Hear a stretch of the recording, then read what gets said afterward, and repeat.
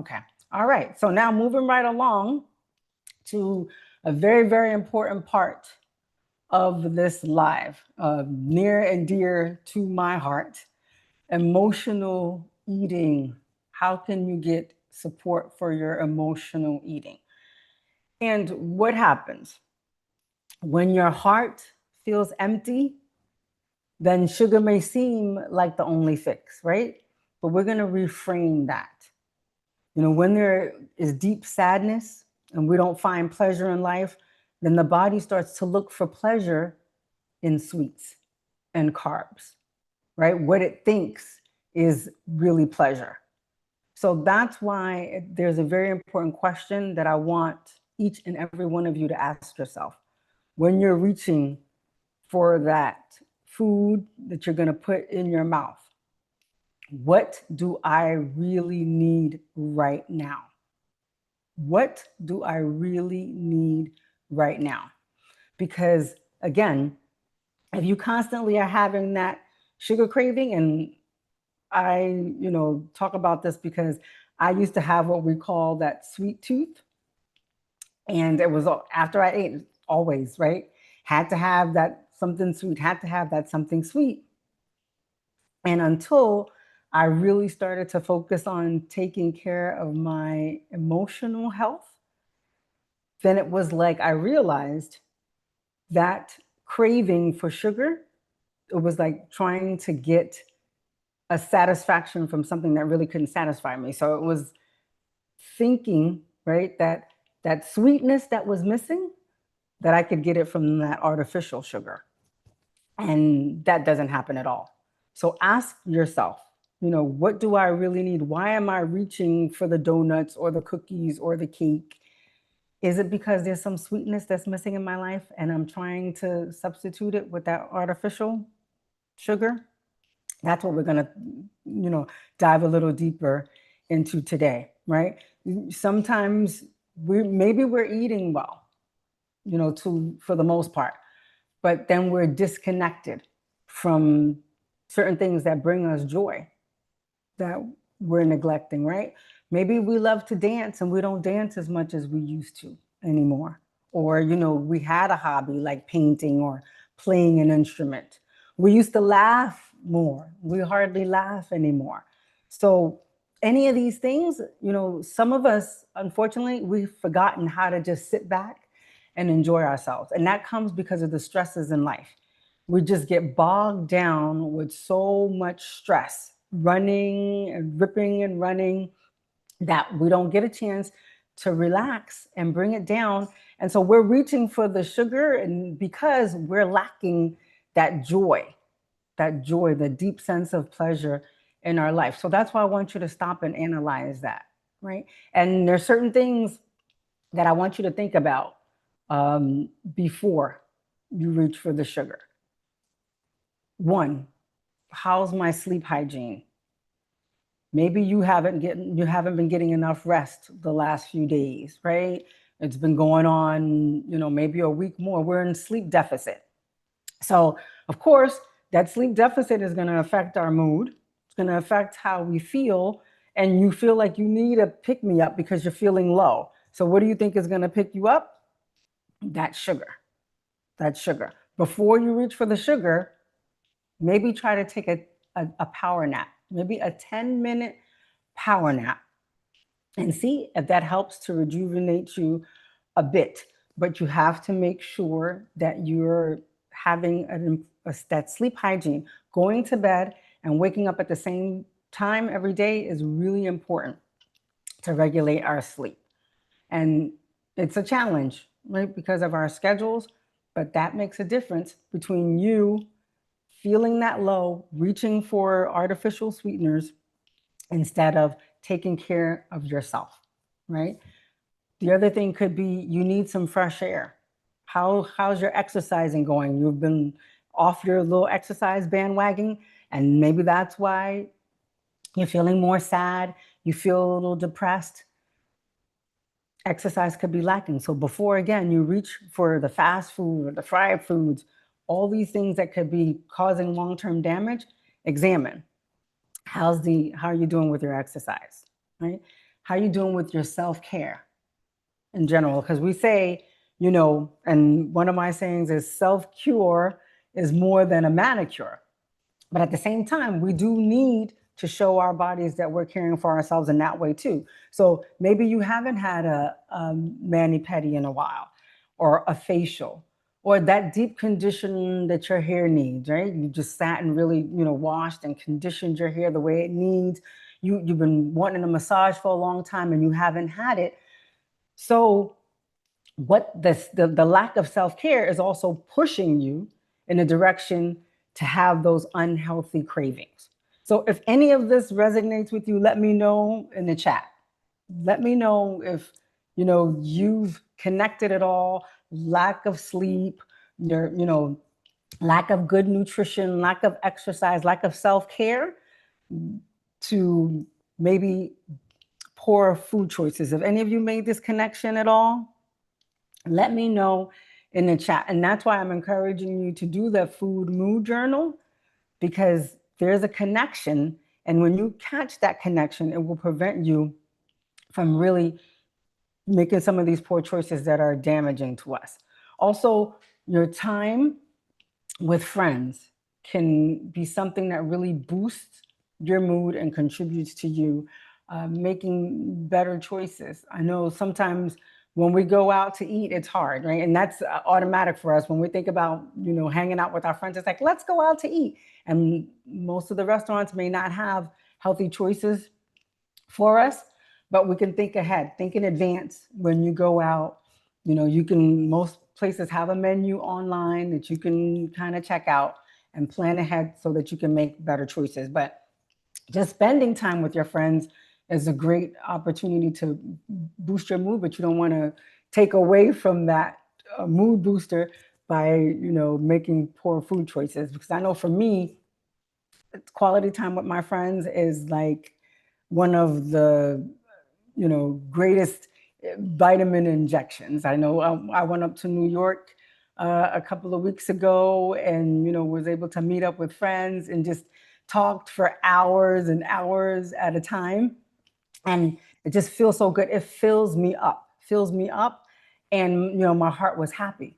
So I want you to think about that. What fills you up? What makes your heart happy besides trying to fix things with the sugar, with the, you know, artificial sweeteners, those poor choices in food? Can you think of something and let me know in the chat what fills you that you may be neglecting that could be a better choice for you? Let me know in the chat. Okay? Because I want you to really think about this. It's important for us to do some self-reflection about what's going on and leading us to seek pleasure from other things, sugar, carbs, processed food, right? And trying to satisfy what's missing, fill the holes in our lives with these things. So we're going to go into a deeper dive, because let's say you've done an analysis, right? You are, you know, doing pretty good with your sleep. You are exercising. You're trying to include these hobbies that bring you joy in life, but you have these ongoing cravings. Then what could that be a signal of? It could be a signal of grief, past trauma, or unmet needs, you know, for connection, like we were talking about. Are you feeling an emptiness, a sadness, lack of energy? Do you just want to cry and just it's unexplained? You know, I just want to cry and I don't understand out of nowhere why I was feeling fine and now I just want to cry. So you could be feeling like nobody understands me. I'm always misunderstood. So analyze what's the emotional cause, and then I encourage you to work on it. If you're feeling, you know, down, we're going to look for pleasure in something that our brain is trying to fill that need, right? Your body is saying, I need something to make me feel better. And your brain is saying, okay, let's give that to you. Let's give that to you at whatever cost, because whatever is accessible, it's what it's going to reach for. And if you only have these unhealthy choices, that's what it's going to go by. But then we have to dig deeper into what's going on emotionally. And even, for those of us that have been on this journey to emotional wellness, taking a step back and analyzing is important. And I'll give you an experience. Recently, we lost a friend suddenly, and very, very sad, unexpected. So, like I said before, I used to have these, sweet tooth cravings all the time. But once I started working on my emotional wellness, and I realized, stop before I reach for them for the sweets, and figure out, what do I really need? What's going on? Is it that I'm tired and I need more rest, or I haven't been exercising, or I made some, poor choices in my nutrition this week? you know, Being able to heal from childhood wounds and trauma has helped. But I noticed we had a memorial service, and after the memorial service, it was like, people made that they had all this food that was prepared, and of course desserts. And so, all right, was gonna have a piece of cake, and usually we're entitled, right? And we're, for the most part, we're doing well. We're not going to say you can never have cake, right? Or you can never have cookies or ice cream.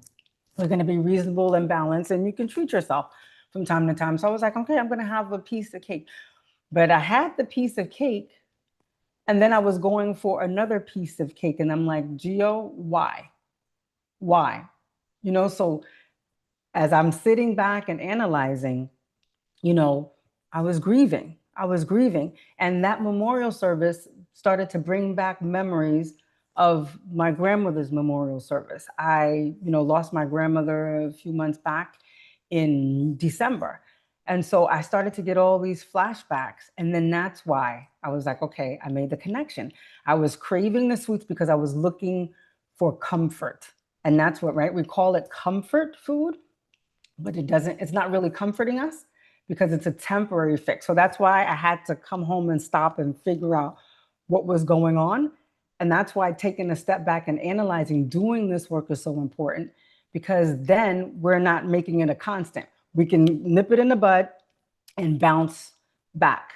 And that's what I was able to do. So, what you need to think about is, like, if sadness continues, there are hidden emotions that could be that grief that you haven't healed from, right? Your body could be screaming that it needs rest, that you need to let go of the trauma, or you need to reconnect with yourself, because we don't take that time to just sit with ourselves, sit with our thoughts, right? Find out what we really need.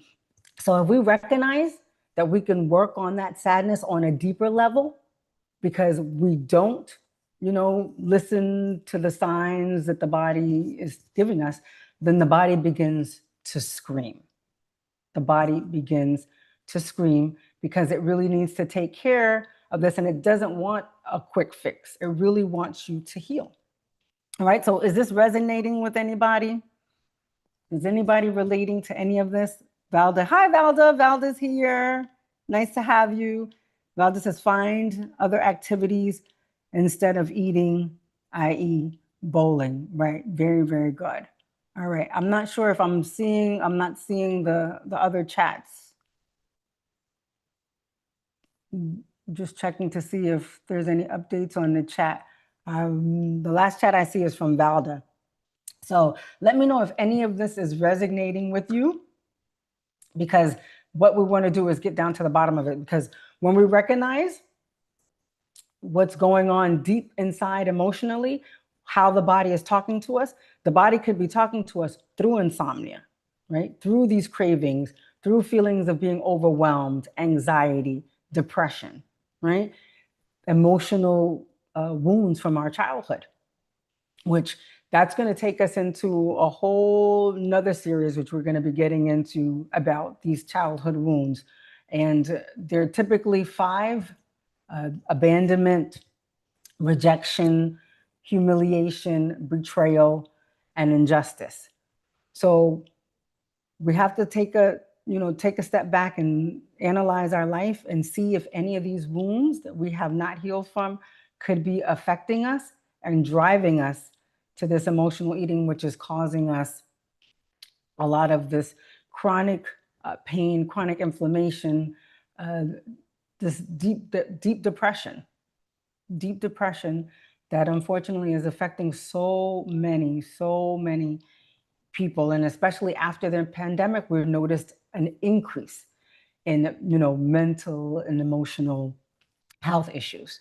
So take the time to do the emotional work, right? If you realize that it's beyond you, you may want to seek therapy to get support from an emotional wellness coach or a therapist to help you identify some of these childhood wounds and heal the root of, your emptiness, what you're really feeling. So free yourself from that sadness, right? Fill that lack of sweetness in your life with the true sweetness that comes from an emotional, healthy life, not the artificial sweeteners that are just temporary, quick fixes, right? Like we said, we call it comfort food, but it's a false sense of comfort because is it really comforting us if in the long run it's going to hurt us? That temporary, enjoyment maybe on, in your mouth quickly fades away. So let's do the work and comfort our soul, not just give ourselves those temporary fixes. All right. Let's see. Sheila G says, yes, I've been experiencing much of what you mentioned. Yeah. Donna says, when I'm stressed, go for the chocolate. I haven't had any in 2 weeks. Yeah, that's what we do. We, hit the chocolate, hit the ice cream. But what is that void? That's where we want to get down deeper to fill the void that's missing in our life. So some of the positive affirmations I want you to think about, in summary, is I honor my body's wisdom and choose nourishment that heals me fully, right? Real nourishment, mind, body, and emotions, right? Also, nourishing myself brings me joy, and I'm worthy of the time spent on healing my relationship with food and my body. Okay. And here's some powerful quotes that I want you to think about too, right? Stop asking food to make you feel better because unless we're making the right choices, it's not making us feel better. It's making us feel worse, right? So it just reminds us that food cannot truly solve our emotional discomfort. Okay. Here's another one. Eating to turn off feelings doesn't fully appease your feelings, right? Instead, it just adds more psychological and caloric weight to the experience. Okay. That's a quote from Jennifer Tates. Okay. Here's another one. What is truly behind emotional eating? It is our unwillingness to accept or sit with our emotions. But when we eat for emotional reasons, you don't rid yourself of your emotions. So the doorway to freedom and joy, as well as relief from the cycle of emotional eating, is being emotionally healthy. And that is our goal, to reach emotional health. We don't have to, look for food to fill the voids in our life. Okay. So as you do the inner work necessary to curb emotional eating, it is crucial to encircle yourself with supportive people. So get those people in your life. That's Meryl Beck says, get those people in your life that show you that love and support that you really need. That makes all the difference in the world in your life.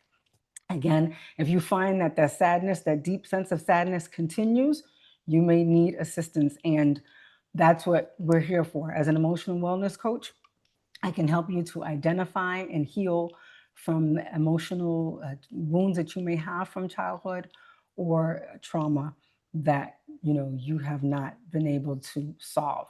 So if you are continuing to experience this deep sense of sadness and you feel a void in your life, please reflect on the information we talked about, review this live to see if you can identify where you have some sweetness that's lacking and you want to feel it the right way. Right? If you know others out there that are, experiencing a deep sadness, depression, anxiety that they're not able to rid of, share this information with them as well, so that we can help, other people get that healing that they need to be able to find that joy in life again, so that, we're, we're not feeling that sense of loss and, that void in our lives. Okay. I encourage you to not miss out on the upcoming lives that we're going to have, because we're going to be digging deeper into being able to identify some of the things that indicate that we may have some of these wounds from childhood. Watch the other videos in the series as well to recap what we've talked about with self-care, with your sleep, with your exercise, with your nutrition, because again, we need to be taking note of all these things in order to be able to attend to all facets of our wellness. Okay. If you have not subscribed, I encourage you to subscribe, because if you subscribe, you can hit that notification bell, and that way you're not going to miss any other good stuff that's coming up, because we're going to keep the conversation going. Our goal, again, is on this journey to thrive again. All right. And I believe that you are capable. You are capable. It's in your power to be able to thrive again. Okay. Let's see. Valda says, find activities with friends instead of just eating. Bowling. Sheila says, yes, I've been experiencing much of what you've mentioned. Donna says, when I'm stressed, I read that. Reach for the chocolate. Sheila says, I was stressed yesterday, so I went to the pier and watched the sun reflect on the water and the dolphin fish. That was very calming. Yeah, that's great. That's great. So you did something that was a positive action to help yourself internally, deep and emotionally. So that's great. Donna says, hey, Sheila, I love those dolphins. I see them in the morning when I walk in Melbourne Causeway. Yeah. Sheila says, Donna, aren't they beautiful? Yeah. So those are great alternatives, right? To making those poor choices. So again, I encourage you to take a deep dive within, so that you don't have to make emotional eating your go-to. All right. So thank you so much for watching. Remember, you can reignite your radiance and thrive again through menopause. So I look forward to connecting with you all again soon. I'll see you next Sunday. We should be back on schedule, because we were off the last couple of Sundays, but we will be back in action on Sunday. So I look forward to seeing everybody. Have a great night and take care of yourselves.